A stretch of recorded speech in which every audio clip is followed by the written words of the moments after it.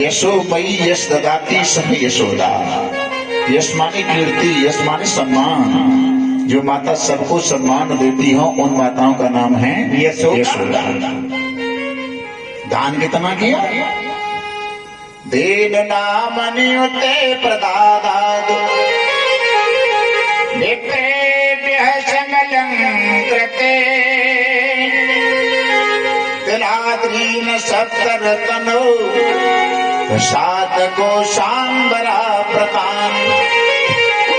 2 लाख गायों के सींग सोने मड़वा करके नंद बाबा ने ब्राह्मणों को दान किया। ये उत्सव लंबे समय तक मनता रहा, लेकिन दान करने में यशोदा मैया भी बाबा से पीछे नहीं रही। प्यार जान जब हारा यशोदा टान लगी, ले गले गले गले नहारी सब नट गई। बूढ़ो सयाचक एक आयो नहीं द्वार पे, सो तो कहो भैया यहाँ द्रव्य राशि लुट गई। बाबा ने हाथी दीने, घोड़ा दीने और दीनी पालकी। ऐसा दृश्य देखो यहाँ कुबेरों की छाती फट गई। जय हो। गोकुल में नंद जी का धूमधाम से उत्सव मनाया जा रहा है। ब्रज की गोपियां सुंदर सुंदर वस्त्र आभूषण पहन करके सज धज करके उत्सव में शामिल हुई हैं। और एक बात, अगर सजना है तो ठाकुर जी के सामने सजो। ठाकुर को रिझाने के लिए सजो, दुनिया को रिझाने से काम नहीं चलता। और सजना किसका है? मन के मंदिर की मूर्ति तू ऐसी सजा। कैसी? जैसे सजती है सजनी सजन के लिए। मन के मंदिर की मूर्ति को सजा। एक हमारे संतों में एक संप्रदाय होते, सखी संप्रदाय। सखी संप्रदाय, सखी महात्मा, और वो सजते हैं, श्रृंगार करते हैं डेली। किसके लिए? ठाकुर जी के सामने, ठाकुर जी को रिझाने के लिए। महाराज इस उत्सव में सभी लोग शामिल हुए, लेकिन एक सदस्य नहीं आए। रहते भी नंद जी के यहाँ। कौन? दाऊ जी की माता रोहिणी। नंद यशोदा आपस में चर्चा करते हैं, हमारे लाला के इस उत्सव में सभी लोग पधारे हैं, लेकिन रोहिणी जी ही क्यों नहीं आई? नंद अपने ही महल में रोहिणी के पास में नंद यशोदा गए और कहा, देखो लाला के उस समय सभी लोग पधारे, आप क्यों नहीं आए? उस समय रोहिणी की आंखें आंसुओं से भर गईं। क्या कहा? पतिव्रता नारी होती है, उसके ऊपर, उसके पति के ऊपर कष्ट होता है, उस समय वो नया श्रृंगार नहीं करती है। मेरे पति वसुदेव कंस के कारागृह में बंद हैं, तो मैंने यहीं से बिना श्रृंगार किए आपके लाला के उस समय शामिल तो नहीं हो पाई, यहीं से मैंने आशीर्वाद दे दिया। समझा कर रोहिणी जी को चौक में लेके आते हैं, ठाकुर को उनकी गोद में दिया, धन्य हो गई।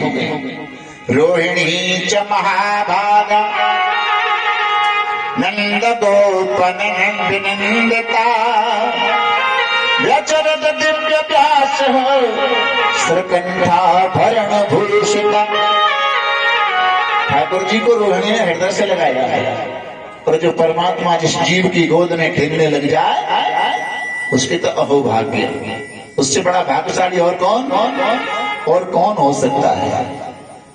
उत्सव में, इस उत्सव में लूटपाट कराई जा रही है। माखन मिश्री के गोला बना बना करके फेंक करके, यानी खुशियां। पर ठाकुर के इस अवसर पर भी किसी को आनंद नहीं आता, तो फिर उसको कभी तीनों लोकों में आनंद नहीं आ सकता। ये जन्मोत्सव है, और उत्सव सब मनाते हैं कब? जब बच्चा 1 साल का हो जाता है। अपना साधारण बालक 1 साल का हो जाए तो जन्मदिन मनाते, बड़ी परंपरा निकाल ली है जन्मदिन मनाने की। और परंपरा उस समय और हमारे उस समय अंतर है। 1 वर्ष का बालक है तो 1 नंबर की मोमबत्ती आएगी कि नहीं? फिर ना तो रिश्तेदार खिड़की की जाएंगे, बड़ा उत्सव, डीजे वगैरह बजेगा। और उस उत्सव में मोमबत्ती बच्चे से जलवाते हैं, और फिर कहते हैं जब मार दे फूंक, और बालक ने मार दी फूंक, मोमबत्ती गई बुझ, फिर ताली बजाते हैं हैप्पी बर्थडे। अर्थ क्या हुआ इसका? मोमबत्ती का अर्थ है मोमबत्ती जलाना, प्रकाश, ज्ञान का प्रकाश। और उस प्रकाश को तो खुद ही बुझा दे, यानी जिंदगी में अंधेरा ही अंधेरा रहे। उत्सव के इस जन्मोत्सव के अब मन रहे हो तो कोई बात नहीं, आगे मना है तो जितने सदस्य आते हैं वो सब अपने अपने नाम का एक एक दीपक घी का जलाएं और उससे आशीर्वाद ये दें कि हमारी उम्र में से एक साल इसकी में और जुड़ जाए, उम्र में और जुड़ जाए, खुशी मनाते हैं। यहाँ मुझे एक बात और याद आई, देवता रहते हैं स्वर्ग लोक में, उसे स्वर्ग लोक कहते हैं। जहाँ शिव जी है वहां शिव लोक है ना? और जहाँ हमारे अरे का जहाँ लोग का नाम है, क्या नाम है? मृत लोक। रहे तो चंद्र रहे जहाँ में, फिर मृत लोक कैसे सिद्ध हो गया? जिंदे है ना भाई। साबन रखता है साबनदानी में, और मच्छर रहता है मच्छरदानी में, मच्छरदानी में। तो जिसमें जो रहता है वो वही लोक होता है। तो जब जिंदे रहते हो तो जिंदा लोक कहना चाहिए, मृत लोक क्यों सिद्ध हो गया? इसका अर्थ यह है घंटे प्रति घंटे क्षण प्रति क्षण जन्म लेने के बाद में वो जीव मृत्यु की तरफ ही अग्रसर होता है। 80 साल की उम्र जो बच्चे जन्म हुआ उसकी 80 साल की उम्र है और 1 साल उसमें कम हो गई, तो कितने रह गए? 79। अब खुशी मनानी चाहिए कि रंज करना चाहिए? 1 साल कम हो गई है, लेकिन उत्सव मनाने का अर्थ है कि जैसे 1 साल खुशी खुशी कट गई है बिना किसी टेंशन के कट गई है, आगे आने वाली साल भी इसी तरह से कट जानी चाहिए। चिरंजीवी भव, आयुष्मान भव, सौम्यति, लंबी उम्र का आशीर्वाद उसको देना चाहिए। आदि आदि किलो माखन मिश्री के गोला बना बना करके फेंक फेंक करके होली खेली जा रही है। ब्रज की ठेठ भाषा, एक बुढ़िया 80 वर्ष की जाके मोहम्मद दांतना है, हाथ में डंडा लग रहा, कमर झुक रही है और नंद के महल के सामने कही अपनी भाषा में चौरे छोड़ाओ, यहाँ कहा भयो है, बिल्कुल ठेठ ब्रज भाषा है। एक ग्वाला बड़ा नटी था, नटखट था, उसने आधे किलो माखन मिश्री का गोला लेके बुढ़िया के मुंह पर तक के मारा, सीधा कपाट से मुंह में चला गया। बुढ़िया होठों को चाटने लगी, फिर पूछा अरे छोड़ा ना क्या भयो है? बाल बाल कह बोले के तेरे भौनी तो है वो, तो अब ना मालूम ना कहा भयो है? अरे क्या नंद के छोरा भयो है? बुढ़िया कहा कह रही है, हे भगवान ऐसे छोरा तो रोज भयो करी ताकि आधे किलो माखन मिश्री खाए काजे मिल जाए। वो गोकुल की बुढ़िया कह रही है। और हमारे पड़ोसन का कोई छोरा है वो तो लोग बुखार आए, वो जहाँ जरूरत का है वहां तो आए लेना है, जहाँ लाइन लग रही है अरे तो क्या आपत्ति कर रही है?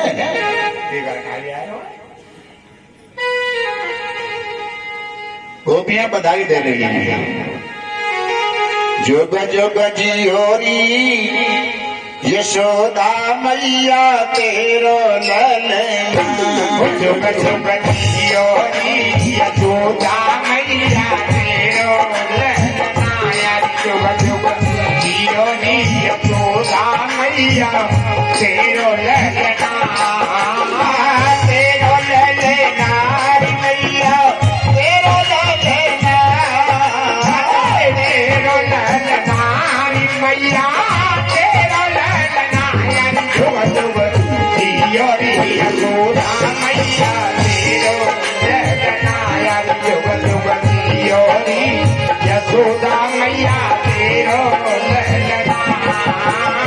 सूरत जाती अजब अनोखी है बिल्कुल अनहोनी, सूरत जाती अजब अनोखी है बिल्कुल अनहोनी, सूरत जाती अजब अनोखी है बिल्कुल अनहोनी, हरे दिल के अंदर कस के गई शुक्र सलोनी घर के काम काज बिसराए गए मोटू और लेना, जुग जुग जियो नी यशोदा मैया तेरो ललना, जुग जुग जियो नी यशोदा मैया तेरो ललना, मदन चूर है रही गुजरी वो तुम बचो न सो दे, मदन चूर है रही गुजरी हो का चून तुझे पद तुझे रही भूलरी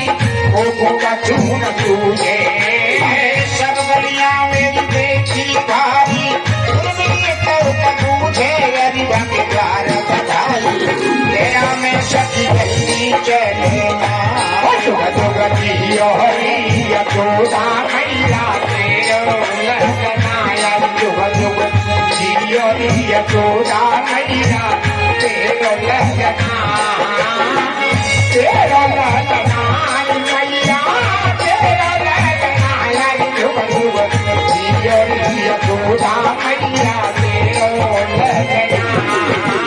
ऋषि मुनि व्यक्ति करें तलाशी सात भूम खारो ऋषि मुनि व्यक्ति करें तलाशी सात भूम खारो ऋषि मुनि व्यक्ति करें तलाशी सात भूम खारो तेरे लोगी को नाथ समझ लो खुद न भागे हमारो ये सब भज को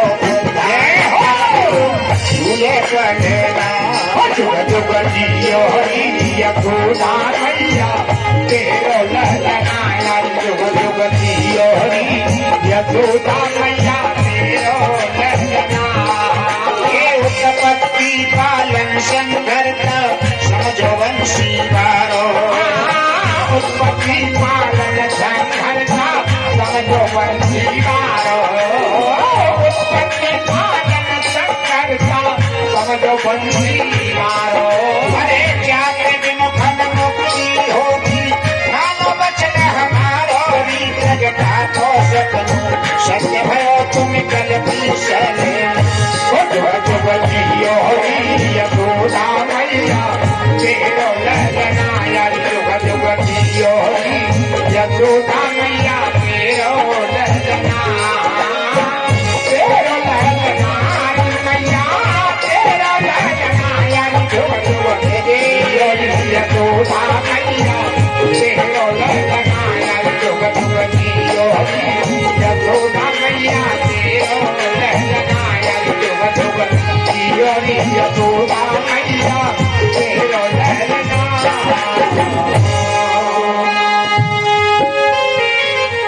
सूरत जाकी अजब अनोखी है बिल्कुल अनहोनी और दिल के अंदर गोपियों के दिल में भगवान है और हमारे दिमाग में भगवान है। दिमाग में दिल में तो संसार भरे हुए है और दिमाग से तो कोई न कोई बात कबू न कबू उड़ ही सकते है। जो बात याद नहीं आ रही तो क्या कहेंगे दिमाग की बात निकल गई है। और संसार दिल में तो जा आदमी तुम जो दिल ही तोड़ दो तो आदमी दिल में गाय को राखो है। आदमी ये संसार है दिमाग में राखो चाहे जब नहीं करे निकल जाए न करे मत नहीं करे लेकिन भगवान तो दिल में होने चाहिए। भगवान दिल में होने चाहिए। यह है गोपियों का भाव। महाराज ये उत्सव धूमधाम से गोकुल में बनता रहा। लौट करके चलो मथुरा में आते हैं। वसुदेव जी कन्या को लेकर मथुरा में पहुंचे। हाथों की हथकड़ियां पैरों की बेड़ियां अपने आप लग जाती हैं। क्यों? कृष्ण को सर के ऊपर रखा। इसका तात्पर्य है बुद्धि में ज्ञान। और ये हथकड़ी बेड़ी क्या है? ये है माया के बंधन। बुद्धि में विवेक ज्ञान हो जाए तो माया के बंधन अपने आप ही खुल जाते। और योग माया को ले गए। अब दोबारा योग माया को ले गए तो माया से जुड़ गए। योग माने जुड़ना। योग के दो अर्थ होते हैं। 2-3 संख्याओं के जोड़ को कहते हैं योग बराबर योग। और एक योग होता है चित्त वृत्ति निरोध सह योग। चित्त की वृत्ति हृदय के अंदर ही रुक जाने का नाम होता है योग। योग माया को लेके गए तो अपने आप हथकड़ी बेड़ियां लग गईं और कंस के कारागृह में उस कन्या ने जोर जोर से रोना शुरू कर दिया। कंस के पहरेदार जाग गए। भाव बनाया। कंस के काल ने जन्म ले लिया। 8वां बालक देवकी का पैदा हो गया। कंस को अवगत कराओ। और कंस को अवगत कराया महाराज देवकी का 8वां बालक पैदा हो चुका है। कंस दौड़ता हुआ आया और देवकी उस कन्या को प्रेम करने में लगी। पैर पकड़ करके उस कन्या का पत्थर पर मारना चाहा, लेकिन वो हाथ से छूटकर आकाश मार्ग को चली गई। दया न आई कंस को गढ़ा पाप का भूत, पत्थर पे पटकन लगो गई हाथ से छू। तो आकाश मार्ग को चली गई। दुष्ट कंस, तू मुझे क्या मारेगा? तेरे मारने वाले ने फिर भी ब्रज में अवतार ले लिया है। देवकी की एक कन्या को मारने वाला कंस, एक ही कन्या तो आ रही है इसमें, एक कन्या को मारने वाला कंस। और हम तुमने 4-4 6-6 कन्या मार दी हुए। एक कन्या को मारने वाला कंस और 6-6 कन्या मारने वाले महाकंस मारते हैं, तुम्हें नहीं मालूम? गर्भ को चेकअप कराते हैं, ये बालक लड़का है या लड़की है। लड़का है तो ठीक है, और लड़की है तो गर्भ में ही नष्ट करा दो। महाराज पाप पुण्य तो खूब हो रहे हैं, लेकिन फिर भी अत्याचार बढ़ रहा है, भ्रष्टाचार बढ़ रहा है। अरे भागवत तो पांडा लगाकर, माइक लगा करके सबके सामने की जा रही है, लेकिन ये पाप हो रहे हैं उनके किसी को मालूम है क्या? चले जाओ नर्सिंग होम में डॉक्टरों के पास में। पाप जो होता है छुपके होता है, और छुपके जो चीज रखी जाती है उसकी वृद्धि होती है, उसकी वृद्धि होती है। जैसे उजागर करते हैं उसकी वृद्धि नहीं होती है। आज महाराज कंस भयभीत हो गया आकाशवाणी सुनकर, और देवकी के चरणों में आके गिर गया। बहन, मुझे नहीं मालूम, देवता भी झूठ बोलते हैं। आकाशवाणी को सुनकर मैंने तेरे 6 पुत्र मार दिए, एक कन्या बची उसको भी मारना चाहा। बहन तू मुझे क्षमा कर दे। देवकी कहते हैं भैया तेरा कोई दोष नहीं है, दोष नहीं है, दोष तो तेरे भाग्य का है। ये लड़ाई समाप्त करने का फॉर्मूला है। अगर पड़ोसी से हमें कोई परेशानी हो रही है तो समझ लो पड़ोसी का दोष नहीं है, ये प्रारब्ध का खेल है। अपना ही प्रारब्ध भोगने जीव जगत में आता है। खाने के दाने दाने पर नाम लिखा के लाता है। आयु कर्म वेतम च विद्या धनमेव च पंचेताने सदन्ते गर्वस्य देहिनः। जीव जब माँ के गर्भ में पैदा होता है तभी 5 बातें हो जाती है। पहले ही आयु, विद्या, मौत, धन और बल। तेरा कोई दोष नहीं। ये लड़ाई झगड़ा मैथमेटिक्स का सूत्र है, जो कुछ भी है वो हमारे भाग्य का है। इस कथा का आशय एक और है। सुरेंद्र ना आए अभी, बीच बैठे हैं। अच्छा, ये फॉर्मूला है कि खोज करो तो कमी अपने ही अंदर निकलती है। हम किसी से ये कहें कि ये आदमी बहुत बुरा है, ये आदमी बहुत बुरा है, तो एक उंगली उस आदमी के लिए इशारा कर रही है कि बहुत बुरा है, लेकिन ये 3 किधर हैं? अपनी तरफ। ये अपनी तरफ है। ये कहती है कि तू तो ये तो 1 गुना बुरा है, और तू तो जाते 3 गुना ज्यादा बुरा है। कबीरदास जी महाराज कहते हैं कि बुरा जो देखन में चला बुरा न मिलिया कोई, जो दिल खोजा आपना तो मुझसे बुरा कोई। कमी अपने ही अंदर निकलेगी। ये लास्ट का फॉर्मूला है, स्वीकार कर लें। भोज राजा का नाम सुना है? भोज साधारण बुद्धि के हैं, उनकी पत्नी साध्वी है, विदुषी है, बिना सत्संग के रहती नहीं। और सत्संग किससे होता है?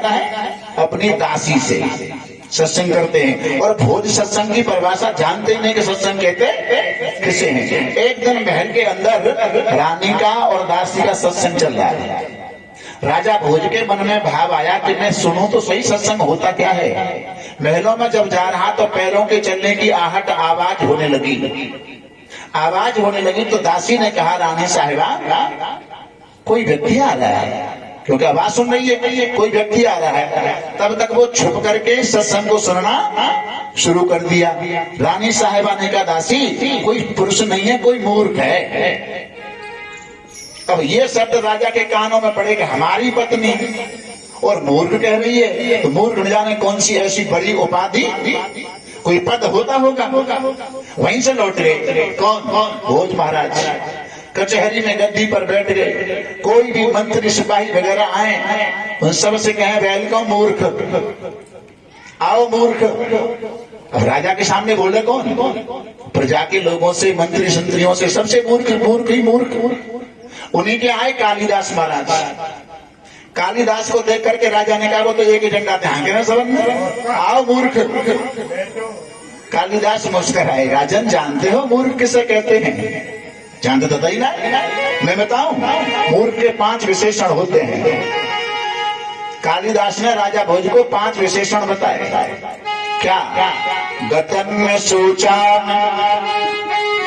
कृतन्य मन में, खादा में गच्छा में, हसन्य जल पे, द्वाभ्याम तृतीयो भवान राजन, किम कारणम भोज अहम मूर्ख। 5 विशेषण हो गए। गतन न सोचा, जो निकली हुई बात को बार बार रिपीट करे, निकली हुई बात को सोच करे वो मूर्ख है। कृतज्ञ मन ने, किसी के किए हुए एहसान को नहीं माने।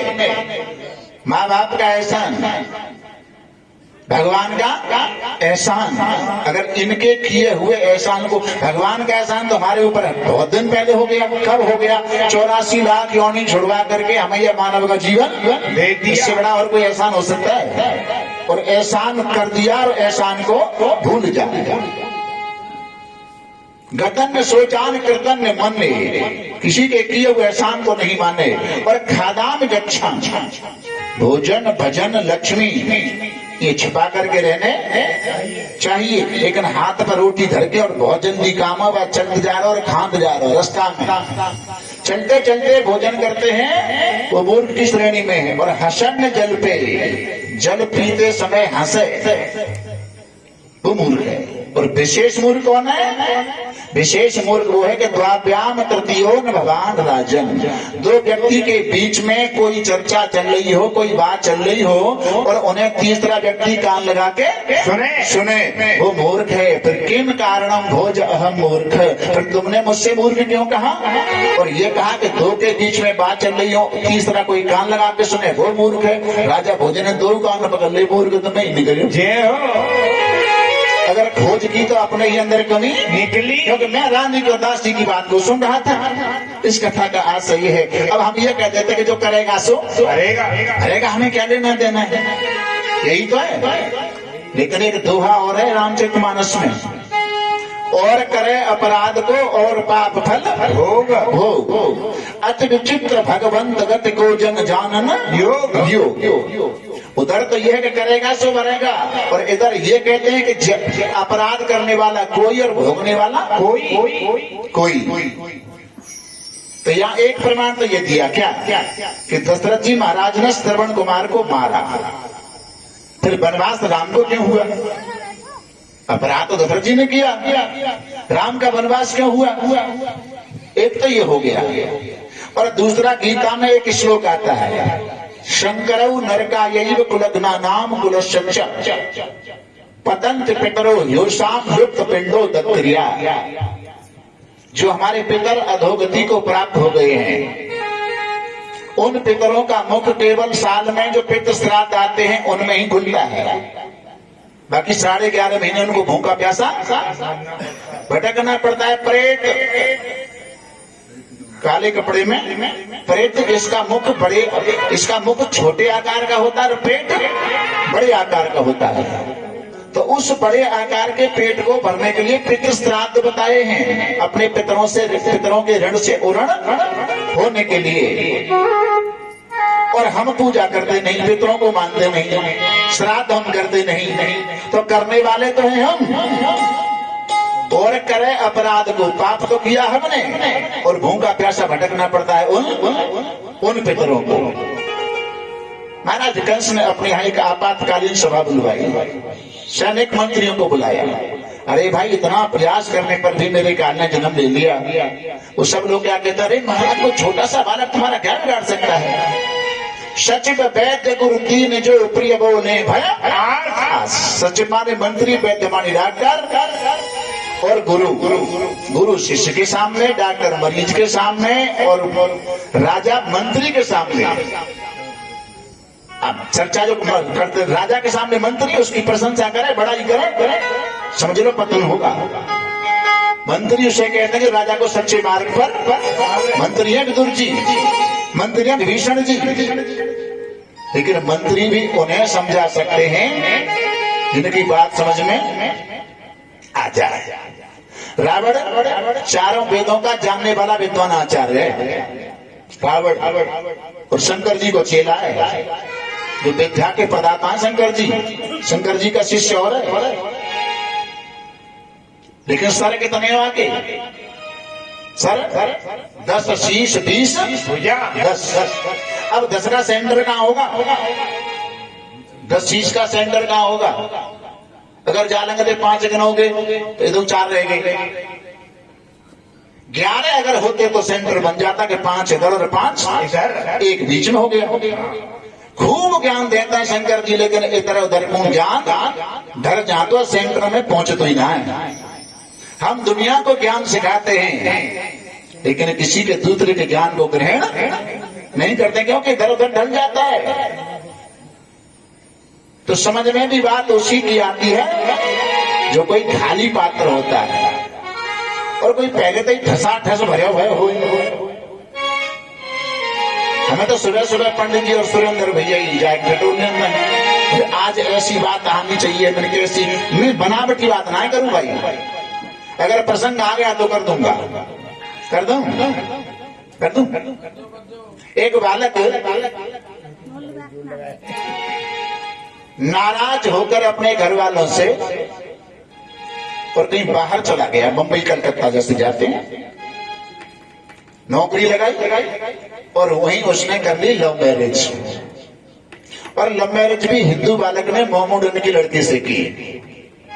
कुछ दिन बाद, 1-2 साल के बाद में घर पे आया, अपने क्षेत्र में गांव में आया, तो उसने समझाया कि देख हमारा हिंदू धर्म है, तेरा दूसरा धर्म है, लेकिन यहाँ कोई बात ऐसी नहीं निकले कि जो हमारे घर के लिए परेशानी हो, यानी अपने मजहब की बात मत करना, ठीक है। समझा करके महाराज गांव में आकर घर वालों ने एक बात तो फिर भी कहा कि हमसे बिना कुछ शादी कर ली, अब हो गई तो हो गई, तो इसको अलग कर दो, रहने मत दो, घर में मत रहने दो। बेचारे ने झोंपड़ी डाली और झोंपड़ी डाल करके उसमें रहना शुरू कर दिया।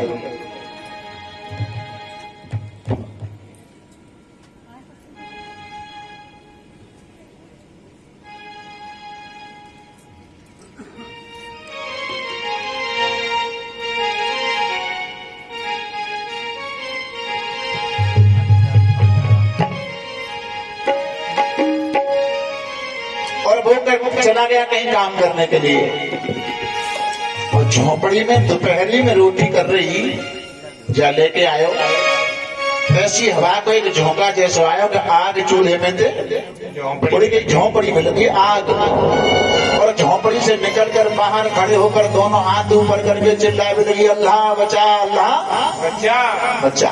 अल्लाह का नाम ले लेकर के पुकारा तो घर के बोले जी अब और इनको कट पड़ा। अगर कल हिंदू की लड़की होती तो कोई बात नहीं, तो अल्लाह अल्लाह चिल्ला रही है, मुसलमान की लड़की है, अब बेचारो हिंदू मुसलमान वाली कोई बात नहीं करिए प्लीज, अल्लाह वाली नहीं, मैं बता रहा हूँ जो मेरी बात आ रही है उसे समझना। प्लीज आप ये अल्लाह और शब्द मत यह लाइए प्लीज, मुसलमान शब्द मत लाइए। चलो ठीक है। उसने उसको ये समझाया कि तूने ये बात करी है, तूने राम क्यों नहीं कहा, आ जाना अपने सार पर, राम क्यों नहीं कहा?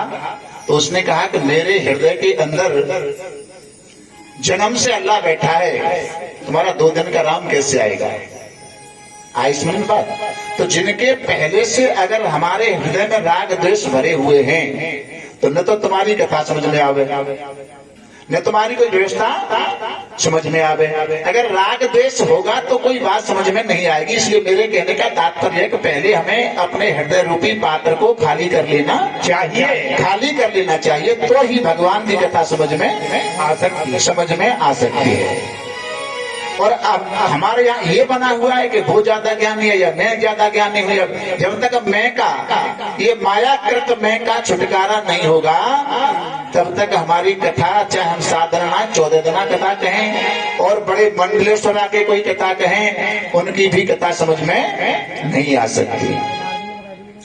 ओंकार निर्विकारम शंभो कैलाश वाले, रखना लाज मेरी राधा तुम्हारे।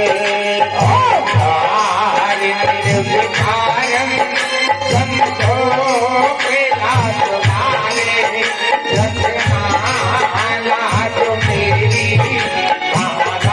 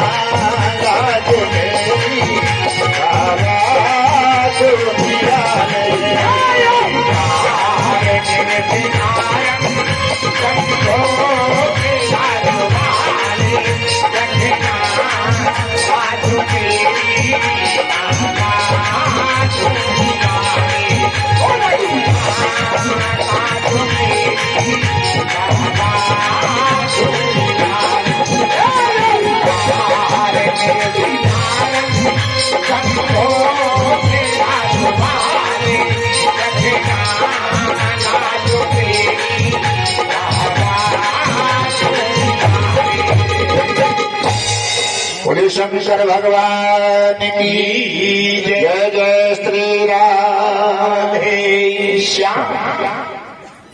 कंस के यहाँ आपातकालीन सभा आई, उसमें वकासुर की बहन पूतना वो चली आती और भैया तुम क्यों परेशान हो रहे हो, तुम कहो तुम्हारे उस काल को मैं मार दूं। अब पूतना के अर्थ दो हैं, जिसके कोई संतान नहीं कभी दूसरों के बच्चों को मारने के लिए तैयार होके पूत ना। और पूतना का आध्यात्म करते, पूत माने पवित्र और ना माने नहीं। जो पवित्र नहीं होती हो, पवित्र क्या है, अपवित्र क्या है? ज्ञान पवित्र है और अविद्या अपवित्र है। नहीं ज्ञानेन सदृशम पवित्र में विद्यते। ज्ञान पवित्र, अविद्या अपवित्र। और मारने किसको जा रही है? कृष्ण ज्ञान को मारने के लिए। कंस ने कहा तुम कैसे मार दोगी? पूतना ने कहा मैं सुंदर गोपी बन करके जाऊंगी, घूंघट लगा करके जाऊंगी, मुझे वहां कोई पहचान नहीं सकता। तुम्हें इस वेश में कौन जाकर देगा? बोले मैं ये वेश छुपा करके जाऊंगी ना, मायावी गोपी बन करके जाऊंगी। तो आई कौन से दिन? कृष्ण का जन्म कब हुआ? भादों का महीना, कृष्ण पक्ष अष्टमी की तिथि, और छठी पूजने वाले दिन आई।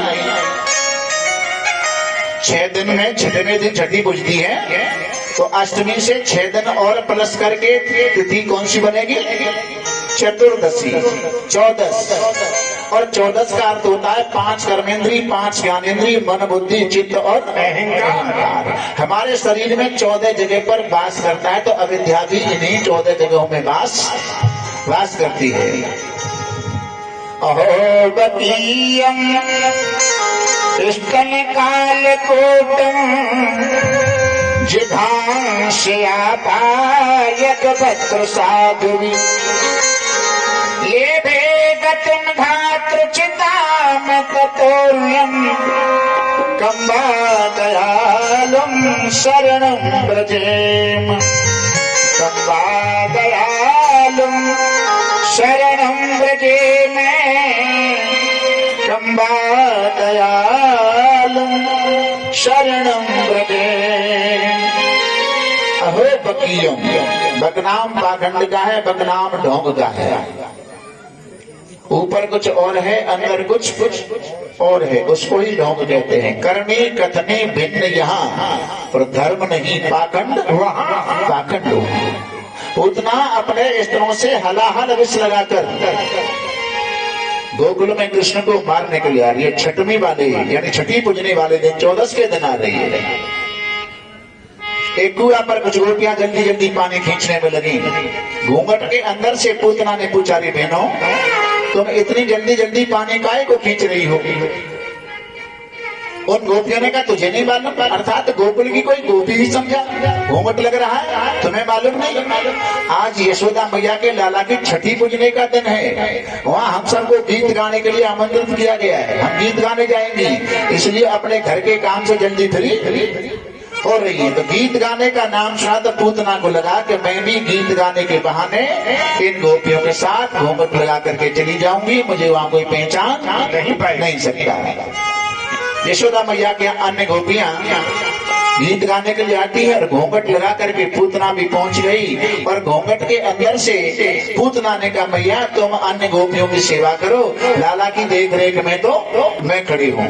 मैया सीधी है। और मैंने पहले बता दिया, यशोदा भी वो नहीं कहते जो सबको सम्मान देती हो, वो माँ यशोदा है।